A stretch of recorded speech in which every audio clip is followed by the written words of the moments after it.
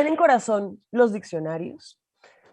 Contrario a lo que opina Samper Pisano, yo creo que los diccionarios, más que corazón, tienen cuerpos, porque no son productos de una fuerza metafísica externa que observa a los hispanohablantes sin tomar partido. Son producto de decisiones de unas personas que han sido ungidas con el poder de legitimar unos usos de la lengua y otros no. Personas con historias, vidas, posturas morales y políticas y también con prejuicios y privilegios. Son además, en su abrumadora mayoría, hombres blancos, educados y cisgénero. En 3 siglos de la RAE, 3 siglos, solo ha habido 11 mujeres de entre 485 miembros, y la primera fue Carmen Conde, que llegó en 1979. Y eso se nota. Recordemos que la RAE define la expresión sexo débil como conjunto de mujeres. ¿Por qué? Porque está recogiendo un uso que, malo o bueno, existe en nuestra cultura. Pero esta lógica no aplica para todas las palabras, porque aún no se acepta el pronombre ella, a pesar de que es ampliamente usado por feministas y personas LGBTIQ+, y que otras academias han aceptado pronombres similares. Pero no importa cuántos segatones sean los señoros de la RAE, no se pueden hacer los de las gafas, y por eso incluyeron el pronombre inclusivo en el Observatorio de Palabras del 2020, en donde también están palabras como videollamada y coronavirus, que no están en el diccionario, pero que son usadas sin mayor controversia por quienes se dicen puristas del lenguaje.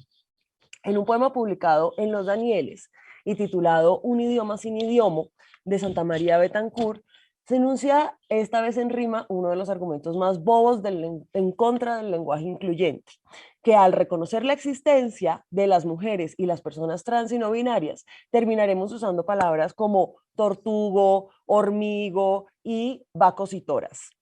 En el caso de los animales domésticos, nuestra cultura suele hacer una diferencia entre machos y hembras, y en esos casos no nos resulta absurdo tener palabras en masculino y femenino. Por ejemplo, decimos perros y perras, y no decimos vaco porque tenemos la palabra toro.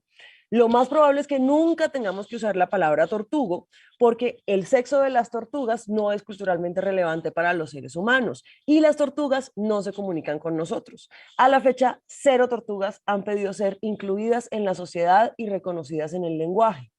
Entonces, el pedido por el lenguaje incluyente no es una exigencia irracional de cambiar las vocales al final de todas las palabras. Es un llamado que viene desde unas personas concretas, que son seres humanos, que hemos sido excluidas históricamente y hoy pedimos reconocimiento. Usar el lenguaje incluyente no se trata de duplicar sustantivos y pronombres hasta lograr frases ilegibles. De nada sirve incluir en el lenguaje si no vamos a comunicar.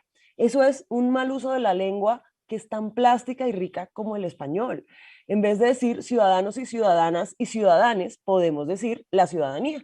El ejercicio de incluir en el lenguaje tiene menos que ver con usar unas fórmulas gramaticales y tiene más que ver con nuestra capacidad de imaginar. Cuando yo escribo, elijo palabras tomando en cuenta qué es lo que quienes me leen van a imaginar al leerlas. Entonces, cuando digo la palabra presidentes, que técnicamente tendría que ser una palabra neutra porque termina en E, ¿qué es lo que la gente imagina? Imaginamos a un grupo de hombres blancos y cis en traje de corbata, y el parecido con la RAE no es coincidencia, porque así se han visto históricamente los presidentes, por eso imaginamos eso. Si yo quiero que la persona que me lee imagine que en ese grupo también hay mujeres, yo voy a tener que decir presidentes y presidentas.